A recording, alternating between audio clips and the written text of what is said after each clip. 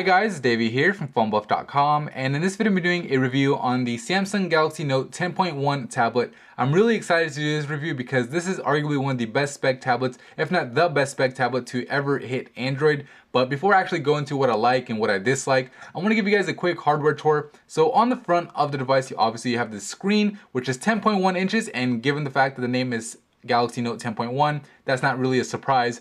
The resolution is 800 by 1280. It's a TFT display, and on the top of the screen you have a 1.9 megapixel front-facing camera, similar to what you'd see on the Samsung Galaxy S3. On the left and on the right you have speaker grills, so it's nice to have dual speakers. Got your Samsung logo here at the bottom. On the back of the tablet you have your Samsung logo again, 5 megapixel camera with LED flash. Got your typical little logos for Wi-Fi and 16 gigabytes, considering this is a 16 gigabyte model. On the left, bottom left, you have your S Pen. So you can just pull this guy out and you can see the Samsung logo. Got your physical button right there, which gives you a whole bunch of different input methods. And also your S Pen tip, which is pressure sensitive. So I'll go ahead and snap this guy back into place. You guys can see it's really firmly in there. I mean, it's not gonna fall out or anything, so don't worry about that if you're considering getting this guy.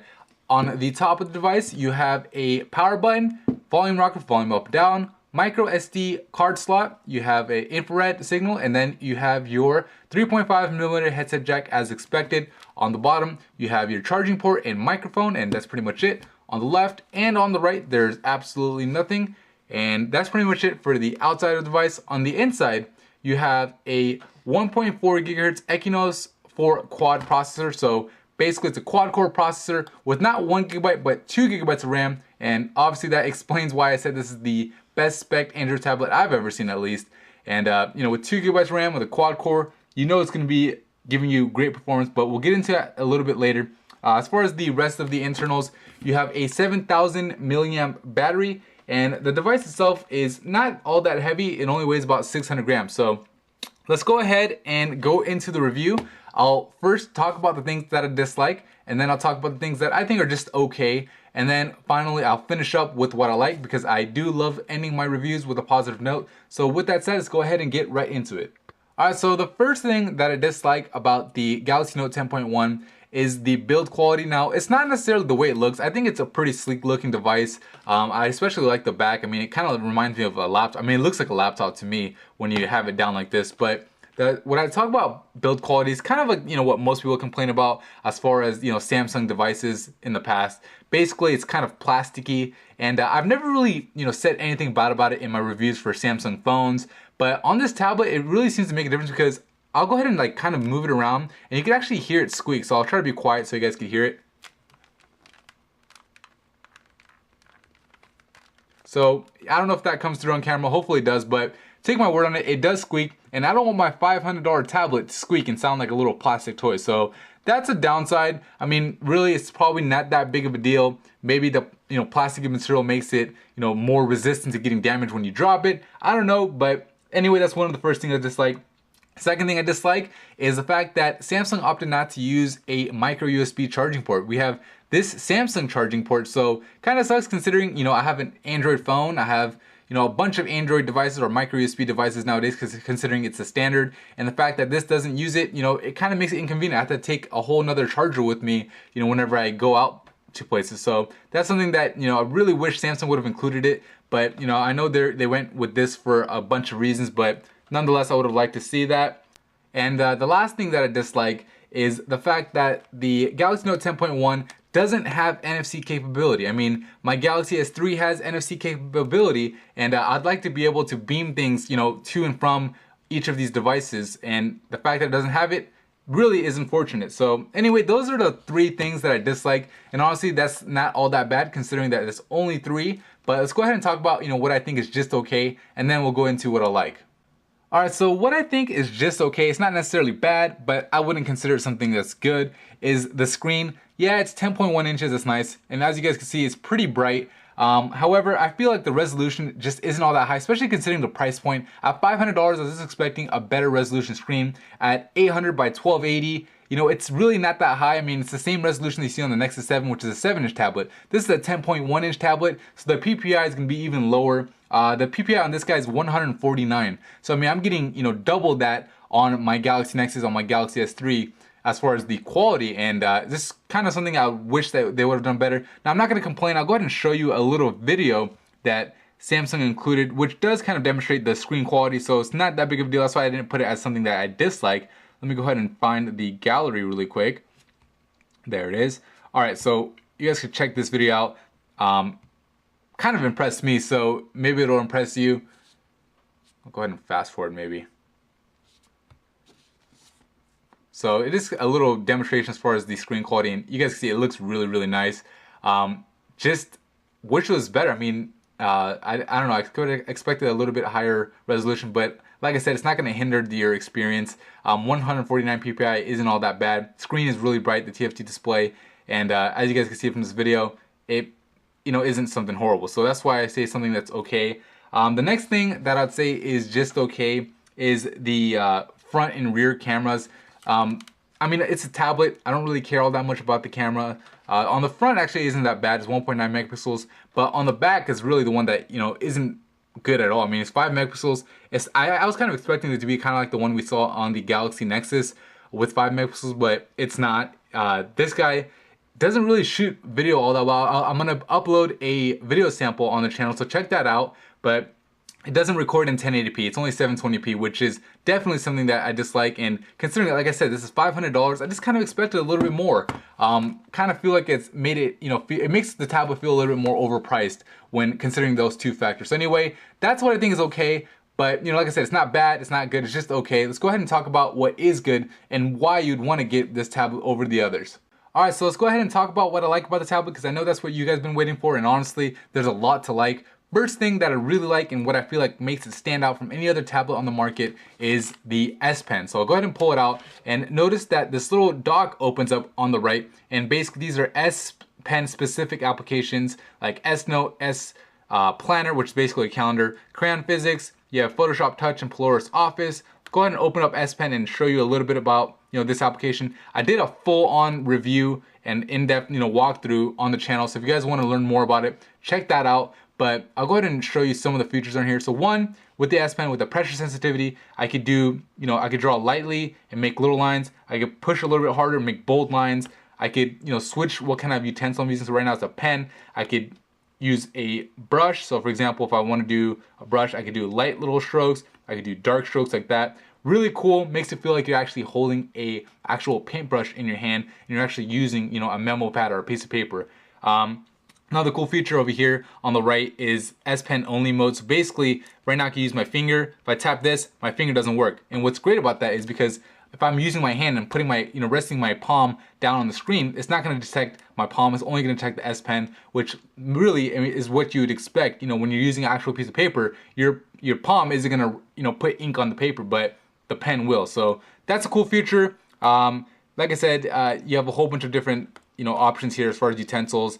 You have different strokes that you can do as well over here on the right, but that's pretty much it. You can also change the colors. What I really want to show you though is the productivity tools, which I find really, really cool.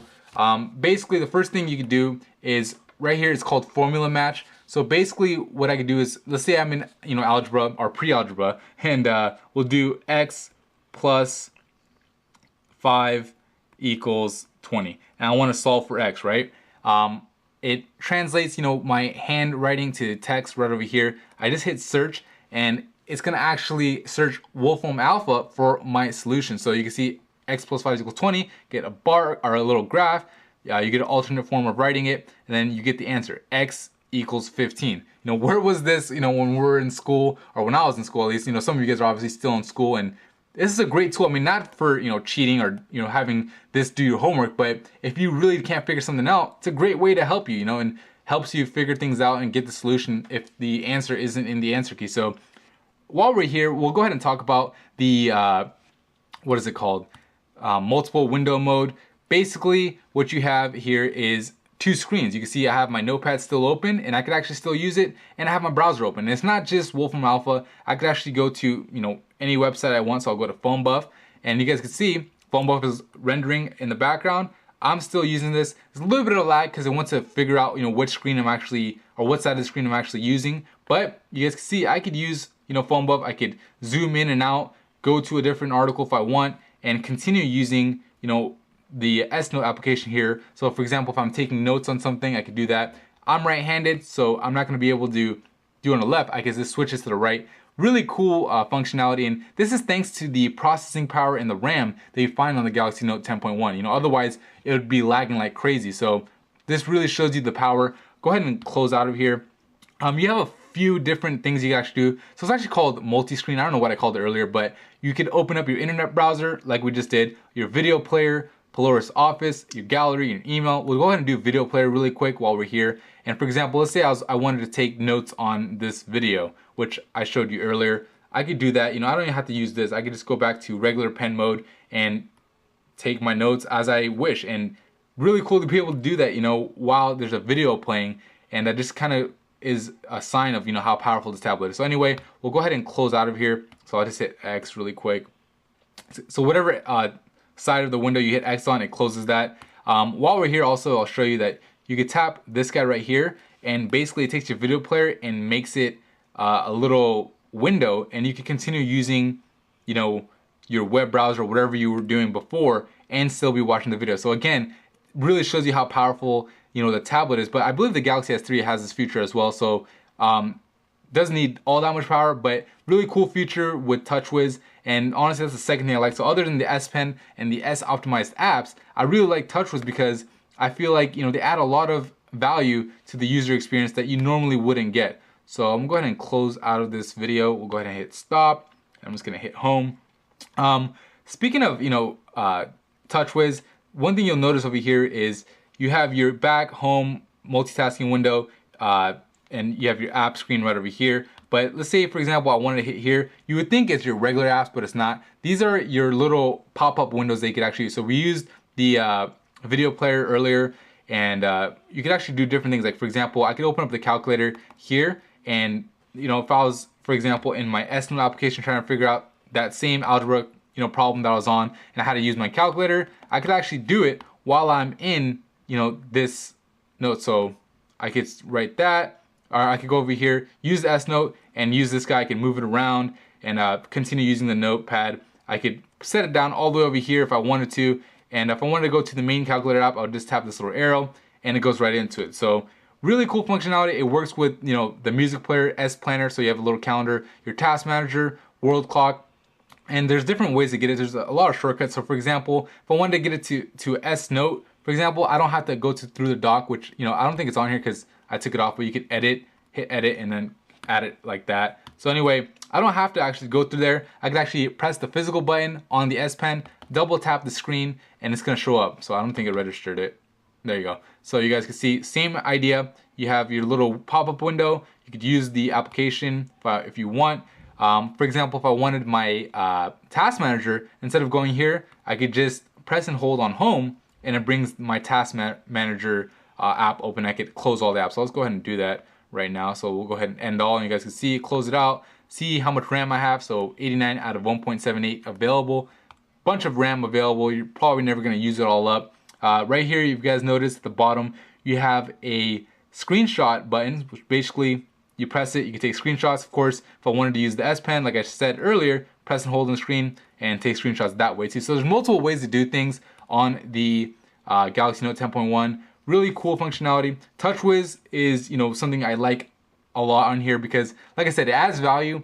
Things like you're able to hide applications, or you're able to uninstall applications in bulk. So for example, if I wanted to install some apps, I could just do it like that. I mean, really easy to uninstall applications. I could go out of that mode. If I wanted to hide some applications like this, for example, I don't use the screensaver app and world clock. Hit done, boom, it's gone. I don't have to uninstall it. Maybe it won't let me uninstall it, but at least I could hide it. And if you want to learn more about TouchWiz, check out the in-depth review that I did. I did it on the Galaxy S3, but pretty much getting the same features here on the Galaxy Note 10.1.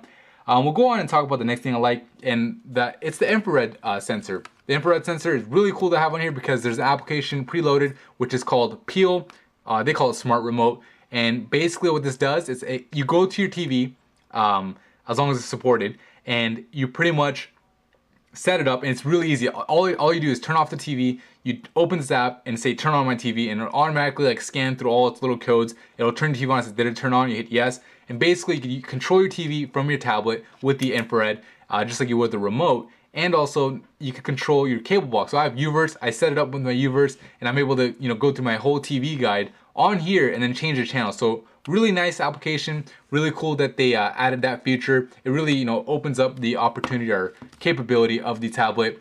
I'm gonna be doing a video on that, showing you how to set it up and a quick little review. So check that out on the channel as well. Next thing that I'm really happy about with the Galaxy Note 10.1, and you know, when I almost thank Samsung for, is thank you for this micro SD card slot, because I feel like the general trend lately has been not to include these. The fact that this guy has it is awesome because I could, you know, it's a 16 gigabyte model, you can get a higher one, but 16 gigabytes, I could add a 32 gigabyte card in here, which I could probably get a lot cheaper than trying to get the higher model. And I have 48 gigabytes total, which is awesome. If I run out of room, I could swap that 32 gigabytes and, you know, carry a few of them on me. Really awesome feature I have. Next thing that I like is the speaker positioning. I mean, Samsung really seemed to listen to us and put the speakers on the front. I mean, why do you really need speakers on the back or on the bottom? When you're using your tablet, you're looking at it, you know, like this. Your face is facing the tablet, so why not have the speakers pointing at you, so that way the sound, you know, is louder. And not only, you know, is the speaker position great, which makes, you know, the audio experience better, but the speakers are actually good themselves too. You know, a lot of tablets, you know, for example, like the Nexus 7, doesn't have that kind of speaker sound that you'd expect. This guy definitely isn't like that. It has a loud speaker. You don't need any applications to amplify it. It gets the job done, and considering they're on the front, you don't even need that loud of a speaker anyway. So that's the next thing that I like. That's pretty much it. I mean, everything else, I mean, you're familiar with as far as Android tablets. I mean, you're gonna love a tablet for the tablet experience, but those are the things I feel like make the Galaxy Note 10.1 stand out. Overall, I have to give this tablet a thumbs up. I mean, I kind of feel like it's a little bit overpriced. I wish they would have priced a little bit lower, considering there's other options out in the market with, you know, higher resolution screens like the iPad, which offer, you know, different things with the same kind of processing power. But, you know, the S Pen experience really is what's really gonna make you want to get this tablet over another. I said really 3 times because I meant it. I mean, if you like the S Pen and if you're looking for a tablet that you can actually work on and write, and you're looking for a tablet that's gonna help you with school, for example, or a tablet that you're gonna be able to take a lot of notes on, this is it, because it really gives you almost like a lifelike experience as far as, you know, writing on a piece of paper. And like I showed you, it can help you with your math homework, it can help you draw shapes. If you're not comfortable typing, you can write and it'll translate it to text. Whole bunch of features. Having Photoshop in here, I did a full-on review. Being able to edit your pictures on Photoshop Touch, which is preloaded by the way. Normally this thing costs $9.99. You get it for free with the Galaxy Note 10.1. Editing photos isn't all that easy, especially even on the computer, you know. Using the mouse, it's not that easy to follow, you know, for example, if I'm editing this horse, it's not easy to follow his nose or whatever with the mouse, but with your pen, it's really easy to do, and you're able to edit it, you know, just like you want. So if I wanted to make his eye look like that, I could do that, and it's really accurate with the S Pen. So just a, you know, overall thumbs up for it so far. Oh, I forgot to mention this, the last thing, which is what I like, is the power of the Galaxy Note 10.1. So like I said, the processor, the quad core, 1.4 GHz Exynos, you have 2 GB of RAM. I mean, you're gonna get better performance on this tablet than most tablets out there. I did speed comparisons with the Nexus 7, it beat that out. I did benchmarks on this guy, and the benchmarks just blow everything out of the water. I did a comparison with the iPad, and the performance is actually pretty much the same on those 2 tablets, but if you look at the benchmarks, and when this guy gets Jelly Bean, it's gonna blow everything out of the water. I mean, it has the hardware to do it, so I'm really excited about that. Like I said though, if you're gonna consider getting it, you know, consider the pros and cons that I mentioned earlier. What's important to you? How important is the S Pen? And also, you know, do you feel like, you know, for $500 it's worth it? Because like I said, some things, you know, don't reek of, you know, or don't really make you feel like it's a $500 tablet, like the squeaky build quality, the, you know, not so high resolution on the screen, things like that. But anyway, that's it for me in this review. Just wanted to give you guys, you know, my experience with the tablet. Want to give you my likes and dislikes. If you found it helpful in any way, please hit the like button and subscribe to the channel. And again, check out all those other videos that I did with the Galaxy Note 10.1, because this will give you a lot better idea as far as whether or not this is the tablet for you. Thank you.